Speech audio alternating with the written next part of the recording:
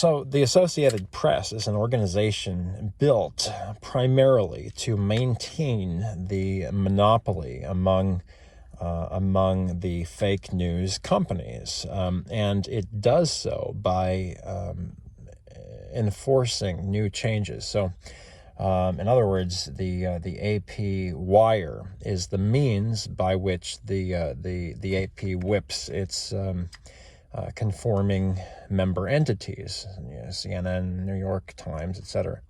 And it does this in order to maintain its relevance through bullying, essentially, which is odd because the AP, of course, it's not odd, it's ironic, but we're used to the irony by this point, because like communists always do, they accuse the opposite side of doing exactly what they're doing. So you have the AP whipping words like bully out among member entities, and printing in the style book, well, watch the wires for when, that's how we announce our changes. So what does this effectively do? It's not to benefit the public discussion. No, not in the least.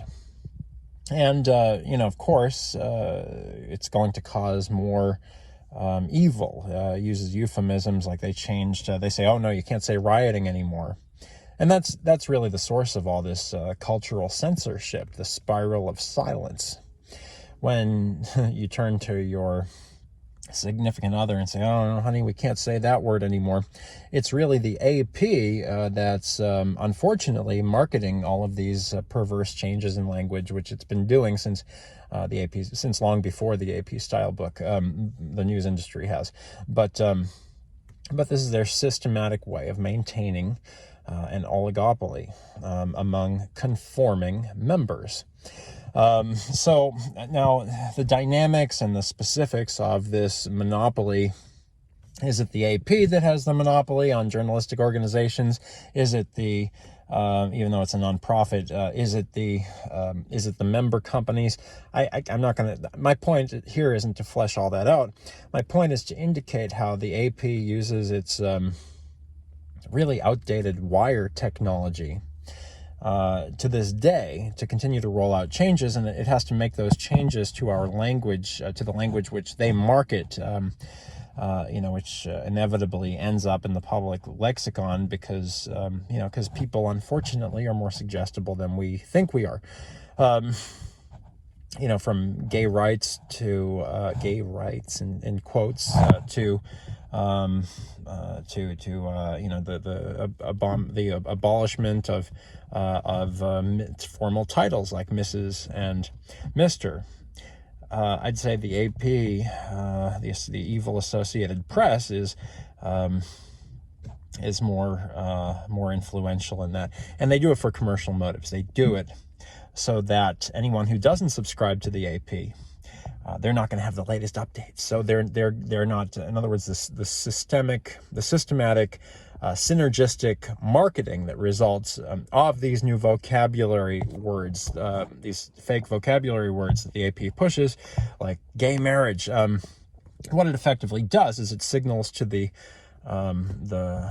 passively listening masses that, oh, they're really on top of this. Like you notice all the stations start rolling out these dog whistle words, all at the same time. Say coronavirus, what's that? Gay rights. Oh, gee, what's gay rights? It must be a thing because all the stations are saying it. Well, the AP is behind it, and they have to do this.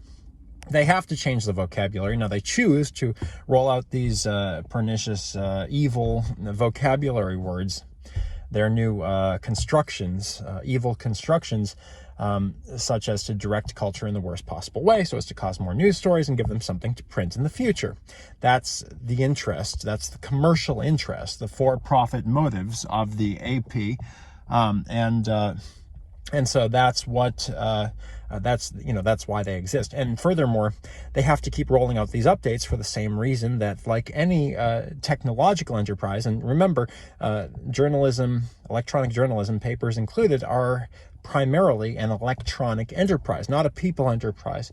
They care more about technology than people, and they have to, because technological systems like the AP, like broadcast, are expensive to run. Television stations are expensive to run.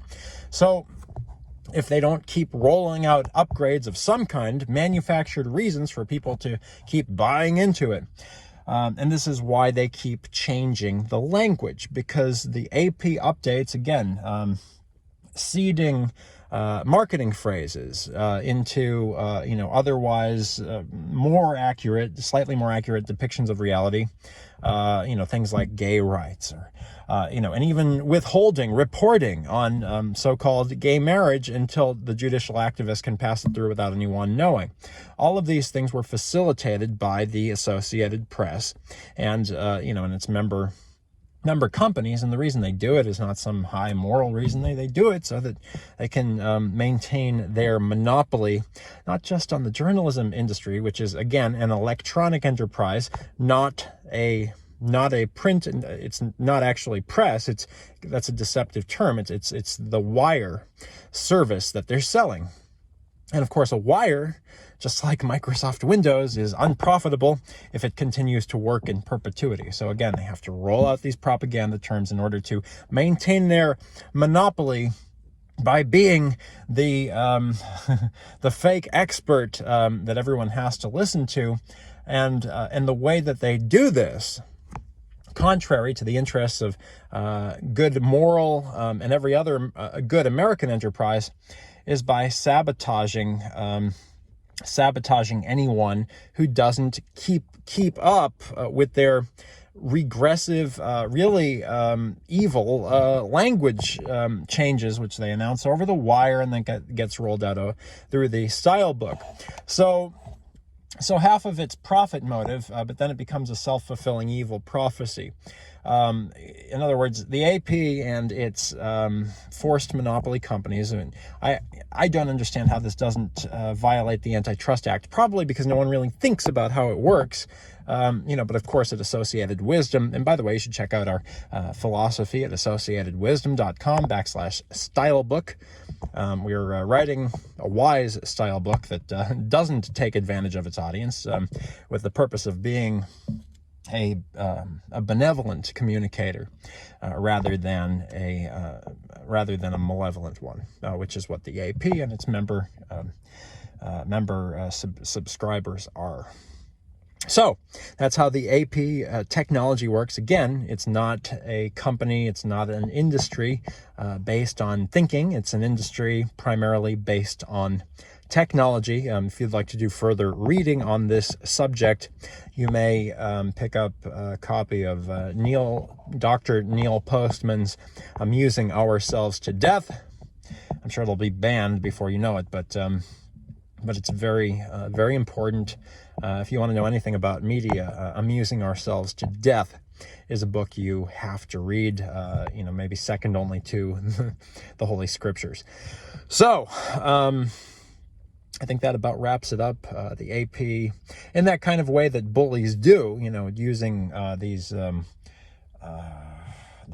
taunting kind of evil intended words and phrases, gay marriage, etc., in order to harass those who wouldn't comply into submission. Because if they're not successful in harassing those who don't keep up with their word changes, then again, they're not maintaining their market dominance. So it's the self-fulfilling prophecy that they need to survive, is that they have to be pushing something. They have to be pushing change in some kind of direction, because they need to keep changing the vocabulary.